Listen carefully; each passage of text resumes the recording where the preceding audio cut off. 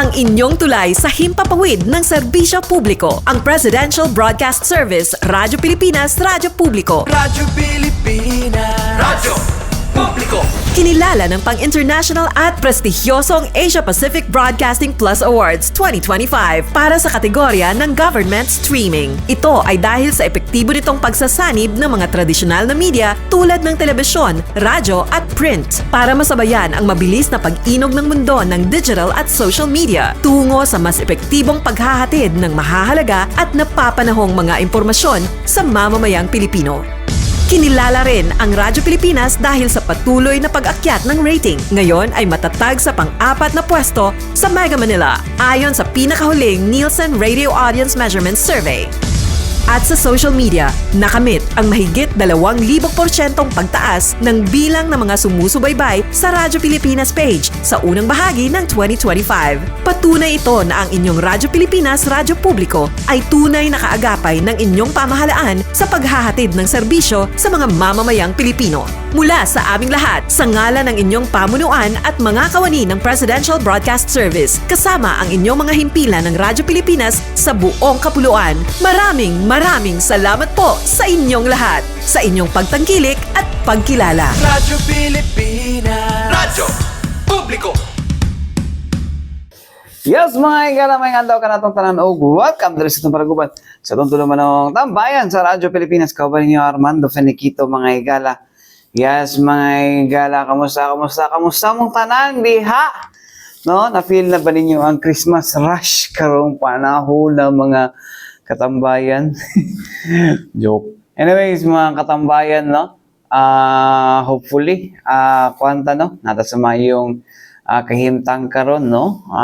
Of course, no? Napaghapon ang kaning hulga sa kaning mga ulan, Ulga sa ulan, it's because of the localized thunderstorm. So, although dili ta kon mga igala, apektado ni Tropical Depression Wilma mga igala, pero mamulang gyapon ta kada gabi mga igala, no? So, anyways mga igala, malagi na ako panghinaot nga kita tanan nasa mga yung kahintang, no? Pero mafili gid ato ang traffic there sa Davao kon mga igala, Davao City gid mga igala, no? Sa December, grabe gid, no? Labi okay lang og gikan og kon mga igala, okay lang dili ka sa may south kay wala kay traffic. Kung maabot ay ka sa may Matina, padulong na sa may kon nako, hastang traffic gyud mga katambayan. Ay nako. Lisod pod, no, sakit ako lang kalawasan gyud mga igala. Sakit na dili tayo sa traffic, charing. Anyways, mga katambayan, ato ang balikan, no, ang pag-inspeksyon ni Pangulong Ferdinand R. Marcos Jr. diha sa Davao River Bukana Bridge, mga igala, kung nasa pag-ablihan na daw ni, no, maagihan na ni. Sukad, Disyembre 15, mga igala, no, siya mismo nag-anunsyo, mga igala, abrihan na gining, abrihan na gining maong atulaya gud, no. So, well, palakpak, yay, no, okay, makuha na siya mga igala, no, unsa ni tawagan ni kanang total kanang nagi malusot na gita sa ikaduha nga segment mga igala, no, which is ang kuan mga igala, no, padulong lang sa kaning Quezon Boulevard exit yun sa may Rojas, no, dala mo sa may Rojas sa gihon mga igala, no, mo na yung exit diha, no. So ay salamat na nagpadulog Rojas gid mga igala ng mga kuno, although private cars lang man yung mga igala, pero mga private cars mo na kasagaran makapaipit sa traffic, no. So mo na ang kuan mga igala nga dako kay ning tabang mga igala, especially karong Christmas rush mga igala, no, kay daghang mga tao nga na yung mga sakyanan ang kuan, no, ang nagagawas karon, naga-travel, nagalaag sa mall at sa mato dito. Of course, it's Christmas season mga katambayan. So, mo lagi na, no, ato na nang ginakuan karon mga igala, no, naunta ang kuan na to mga igala, no, ato mga kung para sa uban, no, mogamit ang public utility vehicles mga igala kay para dito magkuan, no, pero sa among guna to nga namong ibang lugar po mga igala nga dili mabtan og mga PUVs. So kung dili ta mabtan og mga PUVs po ng mga lugar na mga igala, kanang kuan pud kayo, tawagan ni kanang luoy pud kay sa inikuli, no, especially kaning uting ulan-ulan mga igala. Progeta ni kay foreman mag-jeep progeta. Foreman do So bitaw mga katambayan eh. So mo na ang mga higala no. Kung Abril, Disyembre 15 may higala. But ang mo man ano gi-anunsyo na mismo sa ato ang pangulo mga higala no. During sa iyang pahayag dito sa kuano pahayag after sa inspection dito sa Davao River Bocana Bridge mga higala no. So antabayanan lang nato na siya na mga katambayan no kay mag-na-excite po ko. Actually, gwapo ang feature sa Bocana Bridge mga higala. Kuan na siya nung funded na siya sa under ODA or official development assistance gikan sa Chinese government mga higala. Actually, kung wala ko na nagkamali pagkahinomdom mga higala no. 2018 gi-pledge na no gihatag na sa kuan mga higala sa gobyerno sa China dili sa Davao City when Vice President Sara Duterte was still the mayor of this city. Mo na siya mga higala no.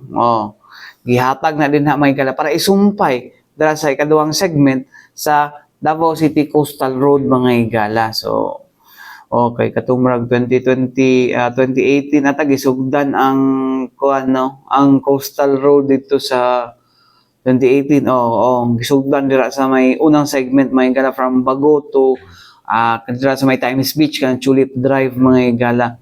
2018 ba? Mag 2018 to gisugod mga higala tapos mo to nakinomdom ko nga naay mga kuan po dira mga higala ng mga kanang structures diha no nga naga-oppose aning coastal road sa una.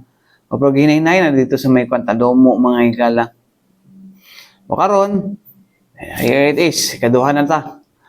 Ay nako. Anyways, may gato paminawan mga higala no ang nahimong pamahayag ni Pangulong Ferdinand R. Marcos Jr. mga higala no kabahin sa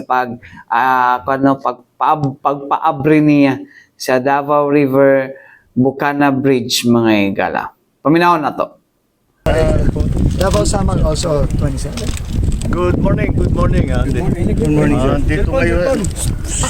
Andito ngayon tayo sa Bocana Bridge.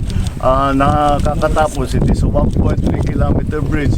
Kasama ito sa buong bypass na ginagawa around the Davao City. At ito'y sinasabi ang estimate natin na ang biyahe na dati halos 2 oras ay mababawasan magiging mga 25 minutes, 20 minutes na lang. Kaya malaking ginhawa. Lalong-lalo na ay ngayon na magpapasko tayo, alam naman natin nangyayari sa traffic. Kaya ito ay magagamit. We will open the bridge on the 15th. December 15 gagawin na. Matatapos yung buong bypass by December 2027. So tuloy tapos na lahat ito all the way. Kaya ito ay nagsimula, na-approve ito noong July ng 2022. Nagsimula ito ng 2023. Early 2023 Late 2023. I'm sorry, late 2023 kasi mga approval. At ngayon ay tapos na. Kaya natulungan naman tayo ng ating mga Chinese na contractor dahil ang ganda ng technology nila kaya napakabilis at marunong talaga sila magpatayo ng magandang tulay, magandang infrastructure na mabilis at nasa tamang gastos, nasa tamang presyo. So this is one of the 4 major projects that are legacy projects that we will be finishing in Davao and its environs. So nakatapos na tayo, marami na tayong nabuksan na section dito. And this will be now another major part of this bypass road. So I'm congratulating the DPWH for their good attention to this matter, and lahat ng nagtrabaho rito, congratulations. At we're looking forward to December 15 kung kailan meron ng dadaan ng traffic dito. Thank you. Good morning. Thank you, President. Thank you, everyone. So mga tumahinggan ang pahayag ni Pangulong Ferdinand R. Marcos Jr. kabahin sa pag-abre anang kuan mga hinggan kanang sanita kaning Davao River Bocana Bridge mga higala. Nindot kay kung nakita ninyo itong tulay. Nindot kayo. Actually, nakasulod na itong mga vlogger diha po mga higala, no? Ambot asa sila nangagis, kilid siguro. Skilled or sa kwan, pero stick to be ato ni Agi. Pero karon mga igala, pwede naman ata. Kasulod man sila. Anyways, mga igala, balik kita umalan sa mga importante, pahinumdum nato si Bianan. Balik kita mga igala din sa itong panagupan sa itong tulaman ng tambayan sa Radyo Pilipinas. Kauban ninyo Armando Feniquito mga igala. Yes, mga igala, no? Desyembre na dyan mga igala, no? Desyembre na, nanay, kuano ta, kaning patapos sa gitla sa tuang tuig mga igala, 2026 na po mga igala, no?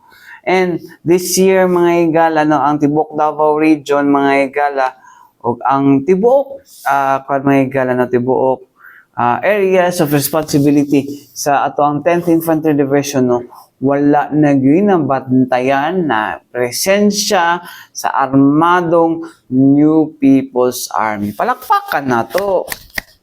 Palakpakan din nato na mga igala, no? Kaysa wakas, no? For how many guerrilla fronts, mga igalang, even kabukiran sa Davao City, grabe kayo mga guerrilla fronts, mga igala. Karon, zero na. Like, wow. No? Like, wow lang gid mga kumaingon mga igala, no? So, wala karon mga igala, no? Pasalamato to sa atong kasundaluhan mga igala, no? Nakabot din nila mga igala ang maong kuan. Nakabot nila ni unsa ni? Nga kalampusan. Dako kaayo nga kalampusan kay last mga igala. I think June 13 or June after Independence Day. Nadakpan ang 8 ka mga unsay tawag ato nila mga igala, vertical group, no, katong gitawag nila og Jaguar mga igala. Dito iro na ko nga si Jaguar, no, amo tong kan mga igala, si katong grupo ni Charis Banyes ba to? Moto mga igala, ang kuan, moto ang dako nga kalampusan sa ato ang 10th Infantry Division mga igala. Busa, ang ato ang 10th Infantry Division po mga igala, no, medyo relax lang, no, and then every December ba mga igala kay sa una ay kanito mga kuan ato mga kaning mga armadong New People's Army. Kuan ba kay sila kanang tawagan kanang aktibo pag Disyembre may galit because happy nilang anniversary mo nilang anniversary yung mga igala, no, so, muglibo ko nilang anniversary na March pa to na December. Pero ang kuan na mga igala wala na sila karon din Anyways mga igala, alang sa kuno ubang impormasyon kabahin sa kalampusan sa to ang kuan mga igala, no, 10th Infantry Division ato paminawan mga igala, no, ang report yun ang kuan mga igala pahayag ni 10th ID Public Affairs Office Chief Major Ruben Gadot. Paminaw na to. I-grab na po na ko ni siya ang opportunity, ma'am, sa ato ang pag-update sa katibukan ng accomplishment and activities sa ato ang division for calendar year 2025. No, kay mo naman niya ang last nga bulan base mabisita mga the following days or weeks. So, hinahinayon ako as pasa sa ikan nga ma-deliver ang ato ang update sa 10ID before we go to the ways forward or way ahead sa ato ang campaign, no? So tama to Ma'am Ruth, no? Since June 2025 wala naging presensya sa NPA sa ato ang area o ginatawag nato ni zero active NPA units or even individuals diri sa Tibok Joint Operational Area sa 10ID. So dili lang ni siya basta-basta nga insurgency free, daghan kayo insurgency free areas sa Tibok Nasod, but kana nga area na agya po mga remnants na mga nabilin, no, naapoy areas sa Pilipinas nga particular sa West Mincom area nga dismantled ang SMRC ang Regional Committee nga bilang confronted threat, but naay other units sa CPP, NP, NDF sa other areas nila. So ang kalainan sa to sa 10ID is ang katibukan ng area sa 10ID kung asa na ay tropa na jurisdiction ng 10ID, wala na presensya sa NPA. So with that, gamay lang balik sa atong panahon para lang makita kung saan ato ang mga gipangbuhat nganong na totally defeat nato ang SMRC, and at the same time na sustain nato ang hard fought gains nato pag-abot sa insurgency free status. First is ang ato ang focus military operation. Number 1 gid siya permi, ang core competency sa ato ang military is war fighting, kung atong tanawon. So ang 10ID nakakandak og 60 ka combat operations resulting into 5 encounters. With that 5 encounters, tulo ang naay significant result at which na-neutralize, namatay sa enkwentro ang tulo ka NPA. Dili lang basta-basta ni siya lang mga NPA but mga officers nila. Kung mahindo man na to si Jeffrey Casal alias Lalay, ang Vice CEO sa Jaguar, og si Albert D. Chavez ang CEO sa Jaguar mismo. Then nasundan ni siya sa apprehension sa katong tibuok rin na sa SMRC led by Nikki Kaniki or Charis Banyes sa SMRC dito sa Agusan, Bunawan, Agusan del Sur. So sa tuang combat scoreboard, we have a total of 705 ka CTG personalities, either na kuha na to sila pinagi sa encounter, na-capture na to sila sa ato ang mga operations, o kasagaran diri is surrender. So 705 CTG personalities along with 238 assaulted firearms categorized as high-powered firearms and low-powered firearms. So with that,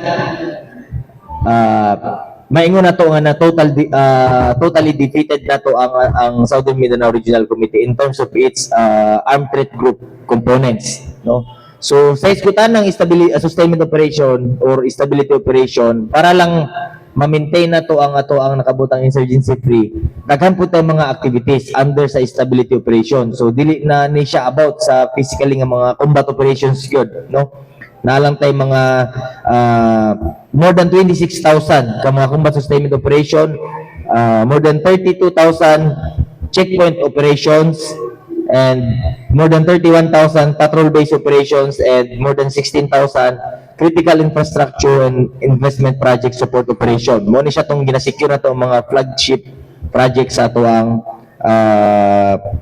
government o sa uban pa nga mga sectors, Also, under sa ato ang stability operation, we have conducted more or less 38,000 nagkalahi nga activities, namely ang pag-deploy og mga community development teams, ang naga-supervise sa ato ang mga people's organization, ang deployment sa mobile community support and sustainment teams, community outreach program, information education campaign, sectoral engagement activities, IP engagement, project programs in conflict-affected areas and disadvantaged areas, IP rights advocacy programs, deradicalization, healing and reconciliation, and vulnerable summits.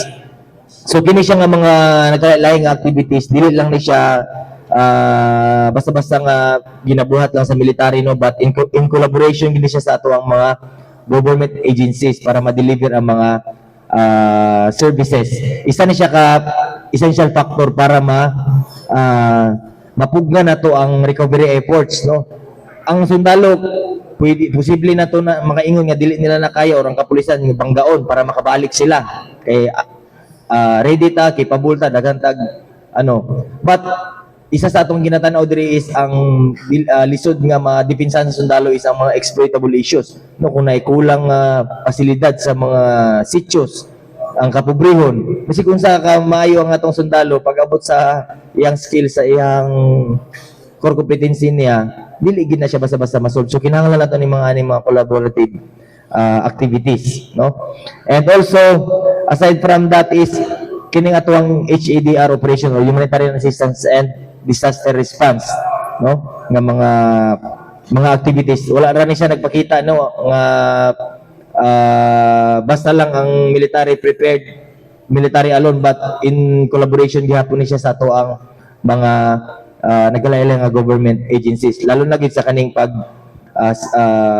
pag-save of course sa kinabuhi pag naay mga man-made o natural calamities, and also ma-restore ang normalcy sa kanang giagyan og mga disaster. No, natay mga rapid disaster assessment and needs analysis or RDNA, no? 68 ka activities, evacuation 42, retrieval operations 186, search and rescue operations 222, relief operations 338, manpower assistance 520, road clearing operations 774, security assistance 233, transportation assistance 179, attendance to conference and coordinating meetings 53, and support to RDNA activity 6, a total of 1,921 activities related to humanitarian assistance and disaster response. And lastly, pag-abot sa ato ang law enforcement and support operations, ang ato ang gina-report diri kasagaran is kini ato ang Task Force Davao, no? To include ang under sa ila ang Task Group Samal, no? For calendar year 2025, TF Davao apprehended a total of 504 personalities, no, related to drug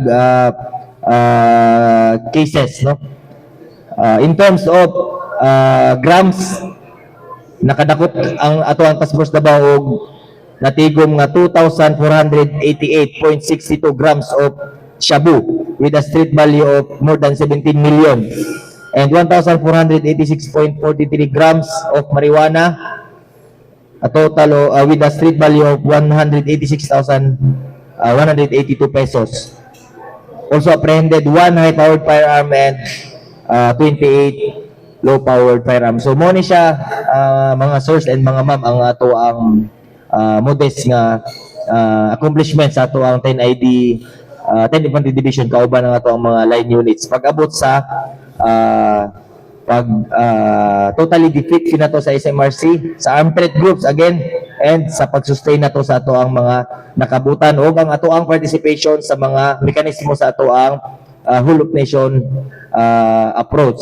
With this, sa pangutanan ni Ma'am Ruth kanina, no, ang sa mga musunuday, kabaluta, dugay na nato ginaingon nga the Armed Forces of the Philippines has already shifted its focus from internal security operation into territorial defense operation, or kinatong itawag na IES o external support, external security operation rather, no? So sa atong ginabuhat ani kay wala man ta, layo-layo man ta mismo dito sa taas og tension nga area, which is ang ato ang exclusive economic zone, no, sa West Philippine Sea. So ang ato ang mga taskings is just to i-monitor ang mga clandestine operation, dili lang man po sa isa ka lugar nga nasa foreign countries, but all foreign countries nga naay mga clandestine operation na naay potential nga nagakandak og espionage sa to ang nasod sa Pilipinas. At the same time, ang ato ang preparation sa battalion size ng mga movements or bigger than battalions o interoperability sa other units sa ato ang Philippine Army. So that's all sa ato ang 10ID updates pag-abot sa ato ang campaign, mga sir. So mga katambayan, ang pahayag ni Major Ruben Galot Mahigala, ang Public Affairs Office Chief sa 10th Infantry Division, mga higala. Wow, no, may tag wow. Kanindot ba, no? Kanindot sa kanindot sa pahayag, imong pahayag ni no?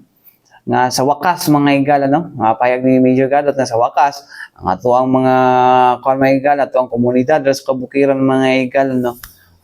Nahimo ng gawas nun, no, gikan sa harassment sa ato ang mga sa tong ano, ginaangko na ginako sila siguro ka man do, no, harassment gikan sa Armado New People's Army, mga katambayan, no. So grabe sa unang kay nung ultimo circus maggranada, no. Mabut sa una kay ang circus mong gud sa una dito sa Pakibato, mga higala, no. kanang carnival ba, carnival circus. O kanang carnival mga higala, gibutang dito sa doon sa kampo sa detachment sa sundalo kay siguro for security, no? Bantana makatabang pong bantay. Sus granada man yun. Kaya ang target nila detachment for nadto dito sa carnival or perya. Anay tabo ni boto na I think na namatay ato eh. Ano pa to siya 2012 pa to bago pa ko baguhan pa kong reporter ato mga tambayan. Ay nako, grabe itong mga higala. Every December, sama sa kong niya, kuha na sila mga higala noon, mo hangyo na sila sa gobyerno mga higala nga, na ay kuha dapat, no, kaning, unsa ni, atik sila una nga, magkuha sila, no, mag-una sa unilateral ceasefire mga higala, no. So meaning, ang sundalo, musunod po, naabot sila katong suspend of military operations, no, okay, na anniversary or something nga na mga higala. Oh, pero ang uban rin, mga ambush gyapon. But anyways, mga katambayan, no, kanang pan, speaking of kaning suspension of military operations, din sa to ang lugar may gas, sa Davao region, ubang ato mga silingang dapit, dapat maghihapoy ka na kitawag na to nga SOMO or suspend of military operations. Uminaw na to mga higala, no, ang kuano tubag ni kuano na mga higala, ni Major Ruben Galot mga higala, ang Public Affairs Chief, Public Affairs Office Chief sa 10th Infantry Division. Paminaw na to. Mostly kay again wala man gid tay 24/7 man gid sir ba ang trabaho sa ato ang military. So aside from ato ang mga preventive deployment no sa ato ang mga boundaries sa ato ang joint operational area, nakafocus kita mostly rin sa security, deploy pag security sa pag-celebrate sa lalo na ng Yuletide season no. Daghang mga LGUs, particular na yung mga kapitolyo, na yung mga munisipyo na nag-establish og mga peryahanan, mga children's park na ang mga katawhan mo visit kada gabi no sa isa ka mga establishmento. So mostly naatay mga deployment gyud gyapon ana. But again katuto siya sa mga mata sa urban or sa mga baba. Ang atong sundalo sa bukid di man gina munaog kung naman na munaog na gina siya kapalitan dili na siya ingon nga mabawasan ang ga-rotate gina siya permi. Sir, kung na-order na sumo sa suspension of military operation or ceasefire, so wala pa may na-nawag. Kung may suspension of military operation, i-execute niya po na to. Siguro sa pinaagi na lang sa pag ito yung sa bukid. But di na siya mag-apply mong good sa tuwang area nga wala man tayo MPA. Siguro sa mga areas nga napay confronted threats, if ever man baka magano sila but sa bagay hypothetical man question wala pa man po yung nag-declare og sumo kay So, una mag-declare, December din. labi na to sa una nga brag but karon atong tanawon dili lang ako pangunahan but siguro wala na siguro na may tabuan kay wala na guerrilla front nga existing sa tibok from 87 ka guerrilla fronts company size na sila CTGs during 2019 zero gina siya pagabos 25 kalendaryo 2025 zero wala na guerrilla fronts nganong ginatagaan ako nag-emphasis lahi ang NPA nga vertical kanang panggura gyud lahi ning guerrilla fronts mao ni kanin di ba may madungag guerrilla front 53 57 mao ni siya ang sakit sa ulo kay naa siya capability makipag gubat na siya mas kusog iyang capability mag-organize mo nang mapatay nimo ang 50 na ay mag-replace pas kayo mas baka mas daghan pa so mo na iyang distinct nga kakayanan no mag-organize o mag-infiltrate so wala na aron ng tibok Pilipinas ang nabiling karon puro mga vertical forces nga pura ra mga bandido na lang sa bukid nga ginagukod nimo kay di po sila capable mo sulod og mga sitio, mga barangay, mag-organize kay mga militar lang gid ni sila pud ang ilang military works lang gid sila naanan. So mo na siya. Question pa. Kimura ka presko na sila dito tang kanya na sila preskon po. So, mga ito mga higala, no? So, dili na siya applicable karon. Dili na applicable karon ang sumo mga higala, no? Although, tuloy-tuloy gyapon ang patrolya sa ato ang kasundaluhan diha sa 10th Infantry Division mga higala, no? Tuloy-tuloy paghapon mga higala, ilang mga batalyon diha sa pagsubay-subay, paglibot-libot ang kabukiran, no? Dili lang kay tungod magbantay, apil na sa mga higala, no? Ang paghatag og kaning mga serbisyo, no, gikan sa tuang kagamhanan may gala paghatod og serbisyo sila magiginatapos sa higod sa mga ubang mga national government agencies mga katambayan, no, nga mo hatod ana kay dili kaya sa ubang mga dili kaya sa ubang manpower sa ato ang mga national government agencies mga higala, no, nga makahatod og ana nga mga serbisyo mga higala. So daghang salamat sa ato kasundaluhan mga higala, no, para mahatod ning mga serbisyo na kinahanglan sa mga komunidad diha sa kabukiran mga katambayan. Anyways, mga katambayan, matay kong oras sa ngalan sa Tibok Pwersa sa DXRP Radyo Pilipinas, Radyo Publiko daw mga galawin ng kauban, Armando Feniquito. Alang sa tambayan sa Radyo Pilipinas, hangtod sunod sa daghang salamat og may adlaw kanatog tanan.